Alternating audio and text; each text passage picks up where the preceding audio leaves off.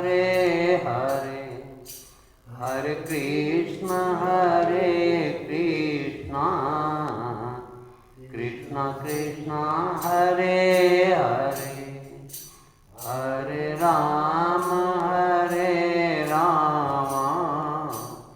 राम राम हरे हरे, हरे कृष्ण कृष्ण कृष्ण हरे हरे। ओम श्री परमात्मने नमः। श्री संत चरण कमलेभ्यो नमः। महात्माभ्यो नमः।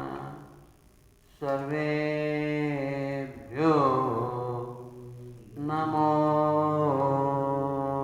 नमः।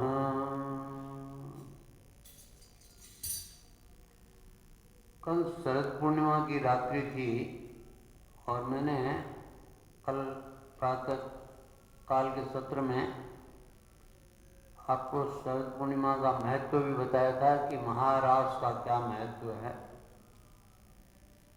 गोपियों के साथ जो भगवान का रास हुआ, भगवान साक्षी स्वरूप थे, गोपियां वृत्तियों के रूप में थी। एक एक गोपी के साथ एक एक भगवान थे। हजारों गोपियां थी और हजारों भगवान के स्वरूप हो गए।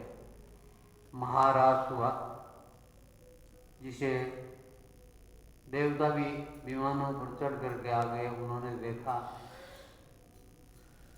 और 6 मास की एक रात्रि हो गई। जैसे भगवान राम जब आए तो 1 मास तक सूर्य देव जो है वो वहीं खड़े रह गए। ऐसे ही 6 मास तक रात्रियां स्थिर हो गई, मतलब वही पूर्णिमा की रात्रि रही। क्योंकि ओम पूर्णमदः पूर्णमिदं पूर्णात् पूर्णमुदच्यते पूर्णस्य पूर्णमादाय पूर्णमेवावशिष्यते। पूर्ण के साथ पूर्ण का मिलन हो रहा था। भगवान पूर्ण पुरुषोत्तम है और पुरुष भी अगर पूर्ण हो जाता है तो वह भी पुरुषोत्तम हो जाता है। हम लोग सभी पुरुष हैं, स्त्रियां और पुरुष हो तो एक अलग परिभाषा है, उपाधियां हैं, लेकिन वास्तव में जीव जो है वो पुरुष है। ममे वांसो जीवलोके जीवभूत सनातन मन षष्ठानि इंद्रियाणि प्रकृति स्थानी कर सके। तो ये पुरुष जो है ये प्रकृति के अधीन हो जाता है और अधीन होने से अपने स्वरूप को भूल जाता है।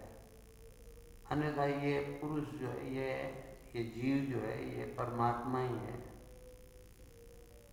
परमात्मा से अभिन्न हो जाता है तो ये परमात्मा स्वरूप हो जाता है। जैसे बूंद समुद्र में मिल जाती है, नदियां समुद्र में मिल जाती हैं,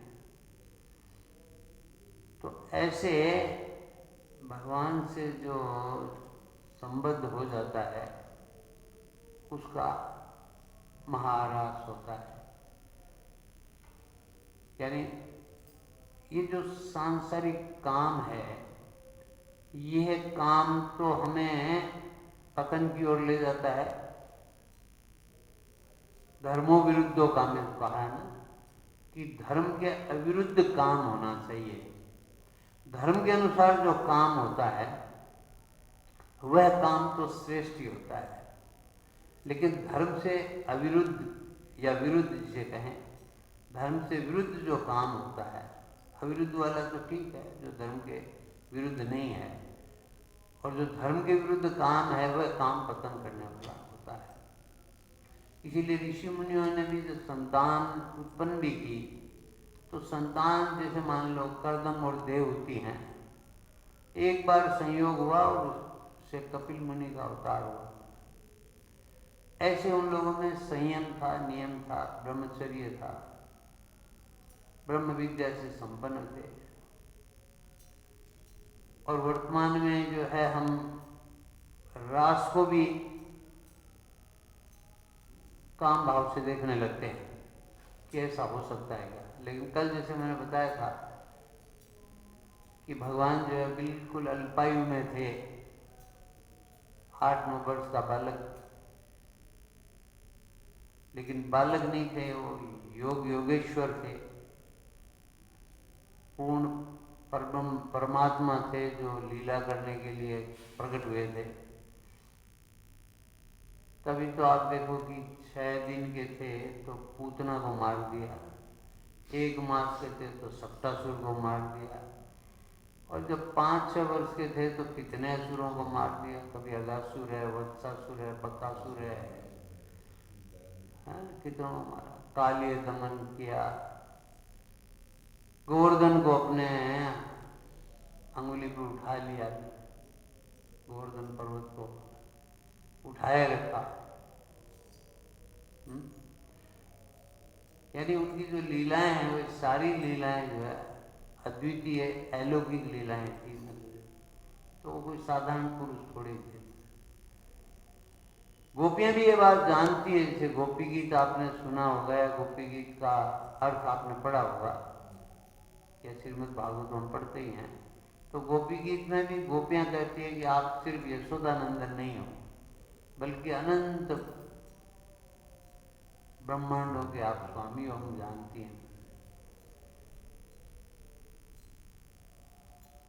इसीलिए गोपियां कहती है कि श्याम सर बस तुम्हारे, श्याम सर बस तुम हमारे, तुम्ही से अभिमानिनी हम, नित सुहागिनी प्राण प्यारे, श्याम सर बस तुम हमारे। अंत में क्या कहते हैं? अंत में कहते हैं कि तुम ही हम हैं, हम ही तुम, और खेल हैं ये भेद सारे। तुम ही हम हैं, हम ही तुम, यानी हमारे तुम्हारे में कोई अंतर नहीं है। जीव और ब्रह्म में कोई अंतर नहीं है, जीव और परमात्मा में अंतर नहीं है। ये जीव विषयों में आसक्त हो गया, कामनाओं के अधीन हो गया। अभी कामना का ही प्रसंग चल रहा है। इच्छाओं के अधीन हो गया, सांसारिक इच्छाओं के अधीन हो गया, इसलिए जीव की दुर्गति हुई, जन्म जन्मांतर वो भटक रहा है। अगर उसकी इच्छाएं निवृत्त हो जाए, एक ही इच्छा रह जाए कि मुझे परमात्मा से प्रेम करना है, तो वह फिर उसका काम भाव, भले ही काम भाव से परमात्मा से प्रेम करो, तब भी हमारा कल्याण हो जाता। गोपियों का हुआ है। गोपियां विवाहिता भी थी, बच्चे भी थे, उनके पति भी सब थे, लेकिन फिर भी भगवान के प्रति कांता भाव था। पति रूप में उन्होंने कात्यायनी के व्रत किया हो गया। कई गोप कन्याएं भी थी, कई विवाहिताएं भी थी। तो उन्होंने भगवान को जो है अपने पति के रूप में वर्ण किया, इसलिए उनका जो काम भाव है वो परिष्कृत हो गया। कल मैं कुड़िया बाबा का एक प्रवचन सुन रहा था, तो जो बड़ी सुंदर बात बताई नामदेव जी महाराज की, कि नामदेव जी की जो माता है वह अल्पकाल में ही विधवा हो गई और खूब भगवान का भजन करती थी। और उसके मन में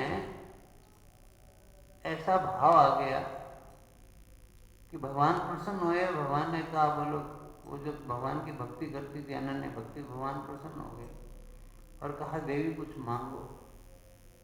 तो कहा, मुझे पुत्र चाहिए।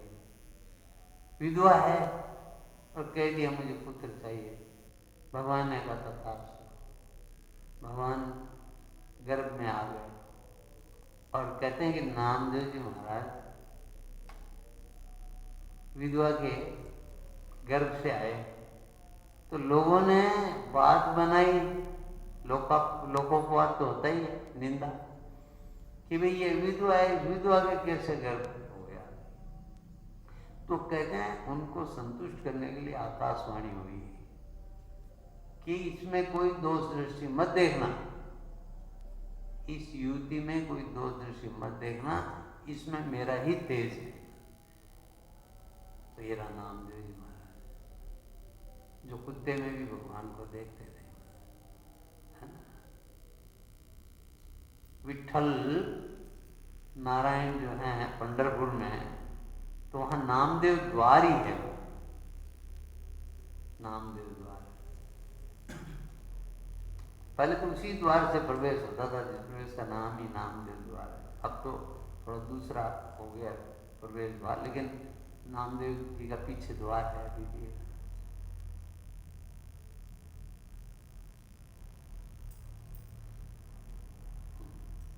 नामदेव जी जो है, जूतों की चिंता रहती थी कि मेरे जूते कहीं गुम नहीं हो जाएंगे, तो अपने कमर पर जूते बांध करके ले जा रहे थे।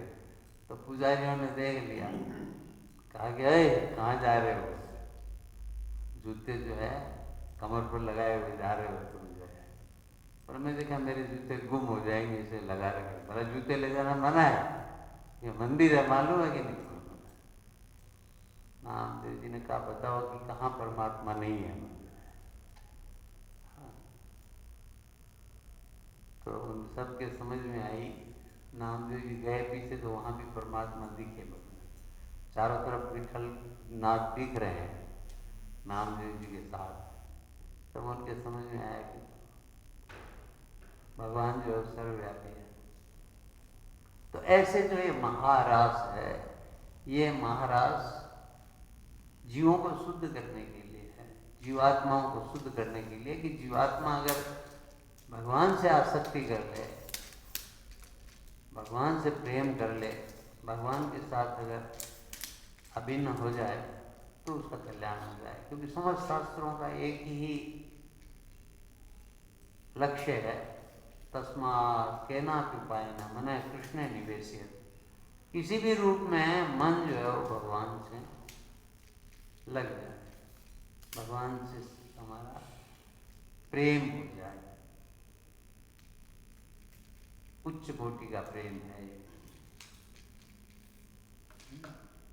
इसलिए मैंने कल भी कहा था आपको कि दिव्याति दिव्य प्रेम है, यानी भगवान के साथ जहाँ प्रेम हो रहा है, तो वहाँ पर सब शरीर जो दिव्य हो गए हैं, जड़ता समाप्त हो गई है। जैसे मीराबाई की जड़ता समाप्त हो गई थी और मीराबाई सह शरीर भगवान में प्रवेश कर गई थी। तुकाराम जी हैं और सब सह शरीर गए थे, चैतन्य महाप्रभु। तो ये जो सह शरीर जाना है, ये तभी संभव हो पाता है जब हमारा शरीर दिव्य हो जाता है। तो ऐसे गोपियों का शरीर जो है दिव्य, महाभागा थी, महाभाग्यवान गोपियां थी कि भगवान ने जहाँ बंसी बजाई, बांसुरी बजाई, वहीं वो डोली जैसी स्थिति में भी थी। कोई बछड़े का मान लो कुछ खिला रही पिला रही थी, या कोई बच्चे को दूध पिला रही थी, या कोई रसोई घर में कोई काम कर रही थी, जैसी भी स्थिति में थी, कोई श्रृंगार कर रही थी, उल्टे सीधे कपड़े पहन लिए, किसी तरह भागी, है ना, ऐसी भागी कि उन्हें कोई रोक ही नहीं, और कोई नहीं जा पाई, तो वहीं पर वो जड़वत हो गई, मतलब वहीं परमात्मा के साथ एकाकार हो गई, अपना देह तक त्याग दिया उन्होंने। तो ऐसी दिव्य बांसुरी थी, ऐसी दिव्य अलौकिक। ऋषि पत्नियां भी गई थी, लेकिन भगवान ने जब उनको समझाया वहां पर कि देखो अर्धरात्रि है, तुम लोग आई हो, अच्छी बात नहीं है, तुम लोग कुलवान स्त्रियां हो, अपने घरों में वापस जाओ, तुम्हारे पति तुम्हारी प्रतीक्षा कर रहे होंगे, तुम्हारी बदनामी हो जाएगी, तुम यहाँ आई हो, पर पुरुष के पास आई हो, तुम्हें चले जाना चाहिए वापस। समझाया भगवान ने नाना प्रकार से। लेकिन गोपियां कहती है कि हम तो सर्वस्व है आप ही को समर्पित कर चुके हैं, हमारा तो तन मन सब कुछ आपको ही समर्पित है, आपके सिवा हमारा कोई नहीं है। लेकिन ऋषि पत्नियां वापस चली गई। उनके मन में यह था कि हाँ ठीक बात कह रहे हैं, थोड़ा जो है भगवान से दूरी थी, तो जहां थोड़ा भी भगवान से दूरी रहती है, थोड़ी भी या थोड़ा भी अभिमान रहता है, हमें अपने देह का अभिमान रहता है, तो वहां दिव्य रस नहीं हो सकता, वहां रास नहीं हो सकता। रास तभी होता है जब हम पूरे के पूरे परमात्मा के हो जाते हैं, हमारी कोई कामना नहीं रहती है, कोई आसक्ति नहीं रहती है, अनन्य भाव जब हमारा हो जाता है तब महाराज होता है। एक परमात्मा के सिवा कोई नहीं है, जिसे स्वामी जी महाराज कहते हैं वासुदेव सर्वम, क्या है भगवान के सिवा हमारा और कोई नहीं है। मीरा बाई जी से कहती है मेरे तो गिरधर गोपाल दूसरों कोई। तो इस भाव का एक भजन है, वो थोड़ा सुनते हैं आज। इससे ये भी लाभ होता है हमें कि कामना का प्रसंग चल रहा है तो हमारी कामना कैसी होनी चाहिए, यानी हम संसार की कामनाओं के कारण से हमारी जो है निकृष्ट स्थिति हो रही है, हमारा जीवन भी नारकीय हो रहा है, दुखी जीवन जी रहे हैं, पतित जीवन जी रहे हैं, जन्म जन्मांतर तक भटक रहे हैं। यही कामना भगवान की हो जाए, भगवान के प्रति हो जाए, अनन्य प्रेम हो जाए भगवान से, तो हमारा कल्याण हो जाता है, हमारा जीवन सार्थक हो जाता है। यही महाराज है, यही महाराज का भाव है।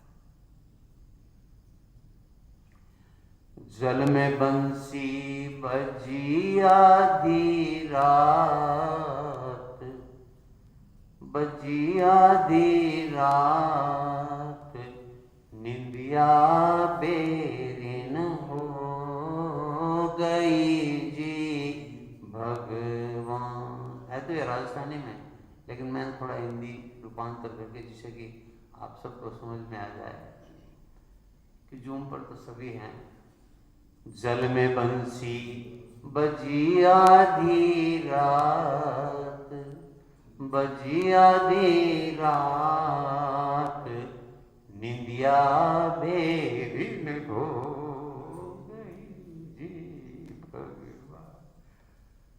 मीरा भाई कहती है सखी हमारी नींद नसानी हो, ये सखी मेरी नींद चली गई है, सखी हमारी नींद नसानी हो, मेरी नींद नष्ट हो गई है, मुझे नींद नहीं आती। ये है महाभाव कि भगवान के लिए नींद नहीं, दिवस न भूख नींद नहीं रहना, मुख जो कथत न आवे बेना, कहा कहूं कुछ कहते ना, मिलकर तपत हो जाए, प्यारे दर्शन दीजो आए। रातों की नींद उड़ जाए, दिन की भूख उड़ जाए, तब परमात्मा मिलते हैं। ऐसी व्याकुलता हो तो परमात्मा मिलते हैं, कहाँ ऐसी व्याकुलता। कई बार मैं कहता हूँ, कल बुढ़िया बाबा का भी कहना था कि भगवान का विरह का प्रसंग, आप कहते हो कि हमें रामायण प्रिय है, तो रामायण में जब विरह का प्रसंग आता है कि आपके रोना आता है कि नहीं, आपकी आंखों से आंसू आते हैं? आपकी आंखों से आंसू आ रहे हैं तो आप समझ लो कि आप एक रस हो रहे हैं, आगे बढ़ नहीं सकते आप, परम आनंद आएगा वहां। लेकिन देखने में ऐसा आता है किसी की आंख में आंसू नहीं आते, कोई एक दो के आते हैं, एक दो के भी दिखाई नहीं देते हैं, अपने तो हमको दिखाई देते हैं और किसी के नहीं दिखाई देते हैं कि कोई रो रहा हो।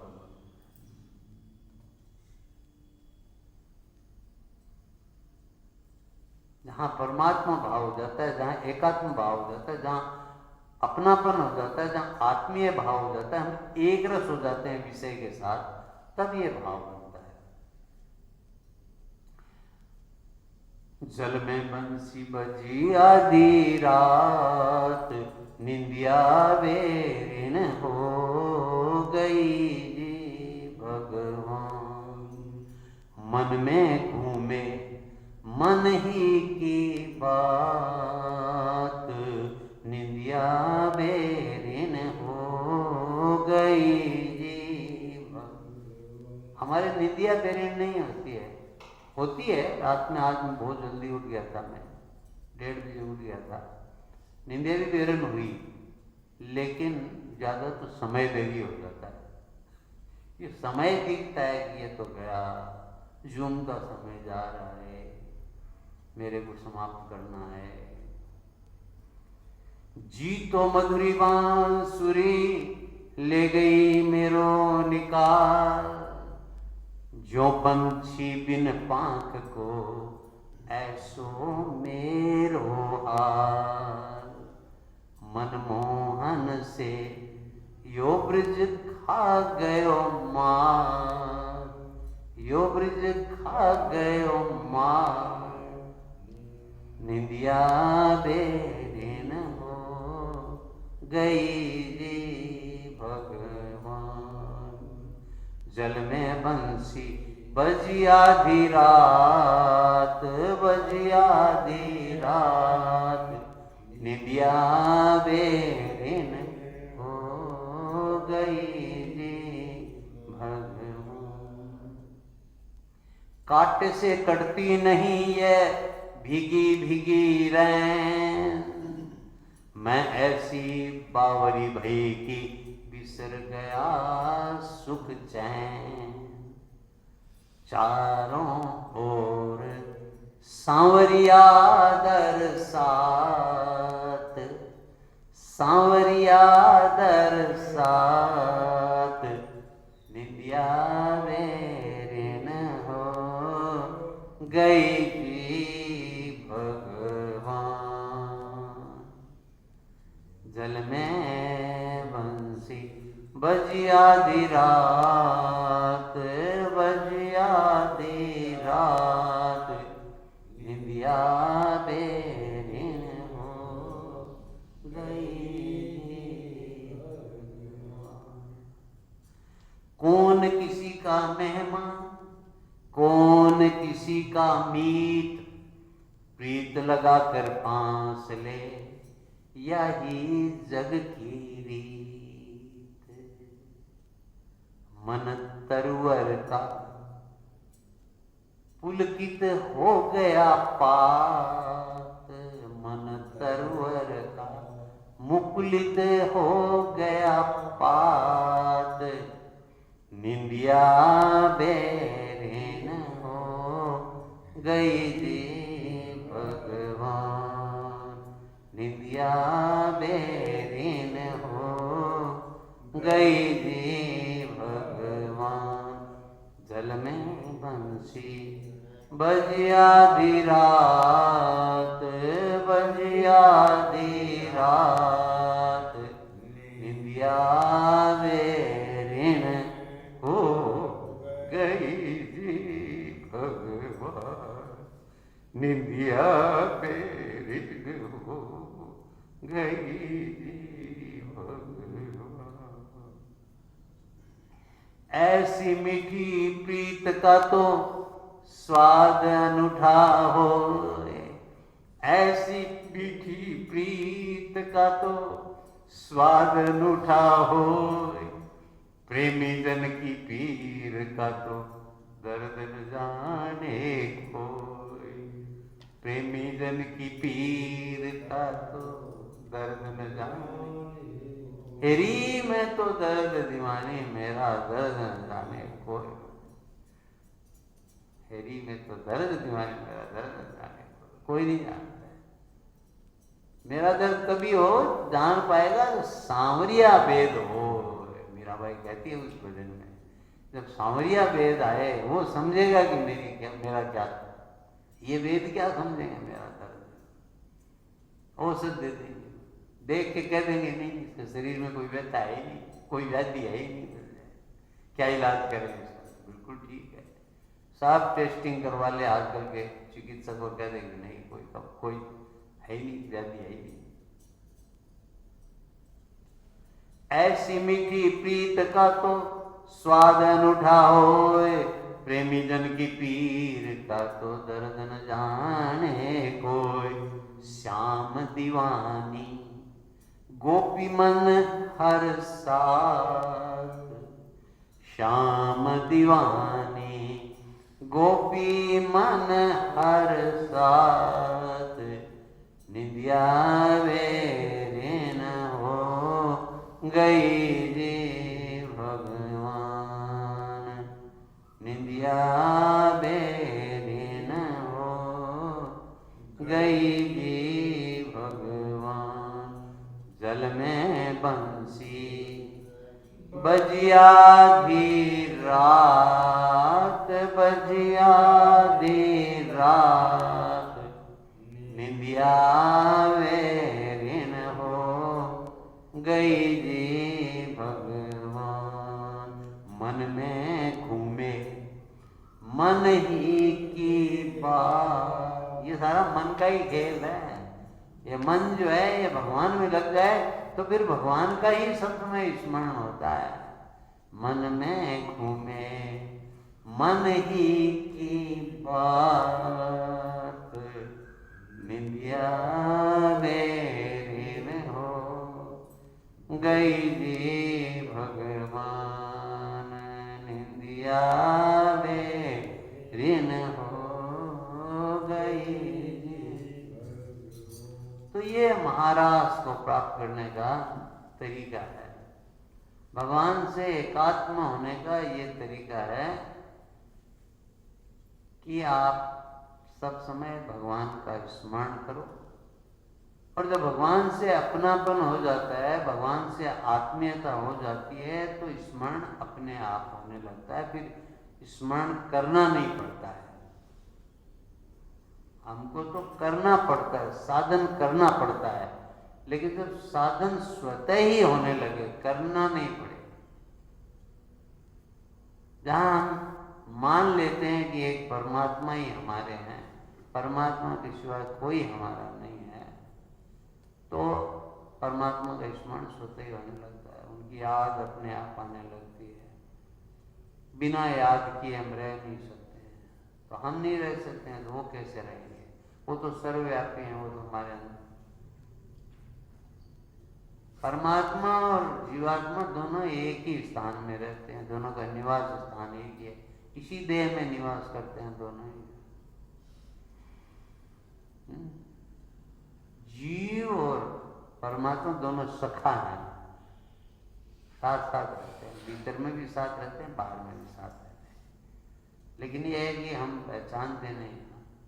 मुंडकोपनिषद में जो आया है ना, द्वार सुपर्णा सुजा सखाया, एक ही समान जो है वृक्ष के ऊपर निवास करते हैं दोनों, लेकिन वो सखा जो है भगवान का सखा, वो भगवान को भूल गया, वो भूल करके और वो संसार के विषयों में कामनाओं में लग गया। अगर वह फिर से भगवान की तरफ देख ले, भगवान का महत्व जान ले, सत्ता जान ले, तो भगवान और दोनों एक हो जाते हैं। श्री जी को भगवान ने ही रचा है प्रेम के लिए, हम लोगों को भी रचा है तो प्रेम के लिए रचा है। अब यह है कि हम उनके कपूत हो गए, कपूत हो जाए तो फिर माँ बाप को भी नहीं मानता है, तो इस तरह से हमारी हालत हो गई है।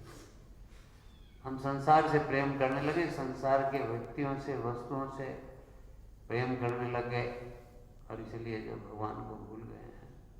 आज का शास्त्र चिंतन भी यही कह रहा है कि जैसे जड़ जगत का मिथ्या अहम चित्त की वृत्तियों के साथ मिलकर हमें नए नए खेल दिखाता रहता है, नई नई उपाधियां, नए नए खेल, नई नई क्रियाएं। हमने कितना कुछ कर लिया, अभी देखो आप पीछे जो है सभी कोई अपना जीवन देखें तो कितना क्या कर लिया है, नए नए खेल दिखाता रहता है। अब मैं नाचो बहुत गोपाल, है ना, काम क्रोध का पैन छोड़ना, कंठ विषय की मार, अब मैं नाचो बहुत गोपाल। चित्त की वृत्तियों के साथ मिलकर हमें नए नए खेल दिखाता रहता है। मन जो है ये मन न जाने क्या क्या कराए, और कर्म बंधन में बांधता रहता है, जन्म जन्मांतर में बांधता रहता है,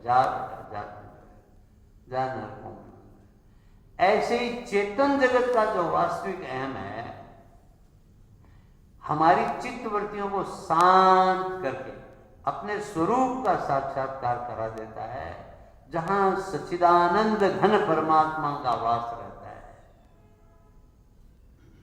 स्वयं जहां हमारा पहचानने में आ जाता है। स्वयं पहचानो या नहीं पहचानो, स्वयं तो है ही, स्वयं से ही तो हमारी सत्ता है, परमात्मा से ही हमारी सत्ता है। स्वयं ने ही तो इस जगत को धारण कर रखा है। ये मेरा है, मैं और मेरा है, स्वयं का ही तो स्वरूप है। इसे वो ये समझ ले कि मैं और मेरा नहीं, बल्कि प्रभु का ही है, परमात्मा का ही है, तू और तेरा, सब कुछ तू ही तू है। तभी जीव का कल्याण हो जाता है, तभी वो निश्चिंत निर्भय हो जाता है। लेकिन मैं करके सारा जीवन इसी खेल में चलते रहते हैं और जन्म मरण में बंधते रहते हैं। यही बात है। बात एक है, घूम फिर करके कहीं से किसी की सुन लो। एकम सद्विप्रा बहुधा वदन्ति, यही बात स्वामी जी कह रहे हैं। क्या? वृंदावन में 1993 में, कि परमात्मा के साथ हमारा नित्य योग है, हम पहचानते नहीं है। तत्व स्वतः स्वाभाविक है। जो तत्व नित्य निरंतर सबको प्राप्त है, उसी को प्राप्त करना है। और जो संसार नित्य निरंतर जा रहा है, वियुक्त हो रहा है, उसी का त्याग करना है। परमात्मा तत्व सब देश काल वस्तु व्यक्ति परिस्थितियों में नित्य निरंतर मौजूद है, और शरीर संसार निरंतर अभाव में जा रहा है। शरीर संसार, आत्मा परमात्मा। नाशवान शरीर संसार की आशा, विश्वास, भरोसा नहीं रखना, नाशवान से सुख नहीं चाहना, यानी नाशवान की कामना नहीं करना। कामना का प्रसंग चल रहा है। इसके साथ लिप्त नहीं होना। मनुष्य अपने विवेक का, इसका लिप्त नहीं होना ही इसका त्याग है। मनुष्य अपने विवेक का अनादर किए बिना नाशवान सुख भोग सकता ही नहीं। कल मैं कुछ एक पढ़ रहा था, तो उसमें क्या आया कि नहीं, स्वामी जी ने ही कहा है, स्वामी जी का ही प्रवचन देख रहा था, आज वाला ही जो है। तो स्वामी जी कहता है कि अंधा हुए बिना कोई भी विषय सुख नहीं भोग सकता है। यानी नाशवान सुख हम भोगते हैं तो अंधा होकर के भोगते हैं, हमारा विवेक नष्ट हो जाता है। अंधे व्यक्ति को कुछ दिखाई नहीं देता है ना, वैसे ही हमें भी दिखाई नहीं देता है। संसार की कामनाएं जब प्रबल होती है तो हमें और कुछ नहीं दिखाई देता है, चाहे लोभ हो और चाहे काम हो और चाहे क्रोध हो। नाशवान से सुख लेते हैं, इसलिए यह विवेक टिकता नहीं है। सुख दूसरों को देने की धुन लग जाए तो शरीर संसार से असंबद्धता का अनुभव हो जाए। है सो सुंदर है सदा, नहीं सो सुंदर नाय, नहीं सो प्रकट देखे, है सो दिखे नाय। तीसरी बात, नाशवान के नाशपने को जो जानता है वो अविनाशी तत्व है। नाशवान को नहीं जान सकता है, ये जीवन मुक्ति वाली बात है। शरीर संसार एक जाति के हैं और आत्मा परमात्मा एक जाति के हैं। शरीर संसार जाने वाले हैं और आत्मा परमात्मा रहने वाले हैं। रहने वाले का जाने वाले से कैसा संबंध? एक निरपेक्ष प्रकाश है, उस प्रकाश में कभी कुछ फर्क पड़ता ही नहीं। बालकपन का शरीर पूरा ही बदल गया, लेकिन स्वयं के बदलने का ज्ञान किसी को नहीं होता है कि बचपन में मैं दूसरा था और अब मैं दूसरा हो गया। तीसरी बात और अंतिम बात कि क्रिया से थकावट आती है पर अक्रियता से बल आता है। नींद लेने से मन बुद्धि इंद्रियों में नई शक्ति का संचार होता है। शरीर संसार के संबंध में थकावट है और भगवान के संबंध में आनंद और विश्राम है। देखो, भगवान के साथ संबंध होता है तो आपको नींद भी अच्छी नहीं लगती है, और जो भगवान के साथ जिनका संबंध नहीं है उनको नींद भी बहुत बढ़िया लगती है। नींद तमस का प्रतीक है। जितनी ज्यादा आपकी नींद है, आप समझ लो उतने ही ज्यादा आप तमसिम में हो, तामसिक गुण में हो। कम से कम नींद होती है तो समझ लो कि आप जो है भगवान से, ऐसे तो देखो किसी की कोई बीमारी हो, नींद हो तो गलत बात है, लेकिन वैसे अगर आप समझो सखी मारी नींद नशानी हो तो इसका मतलब वही होता है कि उसको लगन कोई लगी। लगन बिना रहना न जागे कोई, लगन के बिना कोई नहीं जाता। राम सच्चिदानंद दिनेशा नहीं तय मोह निशा लवलेशा। हमारे यहाँ रात और दिन दो होते हैं, लेकिन सूर्य में नित्य प्रकाश है, वहां रात्रि का लवलेश भी नहीं है। ऐसे ही सच्चिदानंद भगवान में मोह रूपी रात्रि का लवलेश ही नहीं है। उस तत्व में हमारी स्थिति स्वतः स्वाभाविक है और संसार में हमारी स्थिति मानी हुई है। ये मानी हुई मानने को आप छोड़ दें तो फिर भगवान में आपकी स्थिति हो जाए। है स्थिति, नित्य योग है उनके साथ, पहचानने में नहीं आ रहा। खोया कहे सो बावरा, पाया कहे सो पूर। अरे खोया पाया कुछ नहीं, ज्यों का त्यों भरपूर। सियावर रामचंद्र की जय, मोर मुकुट बंसी वाले की जय। स्वामी जी कहते थे गोविंद गोपाल की जय, गोविंद गोपाल की जय हो। राम राम राम, नारायण नारायण नारायण। हे नाथ मैं आपका हूँ, हे नाथ मैं आपकी शरण में हूँ। हे नाथ, हे मेरे नाथ मैं आपको भूलूं नहीं।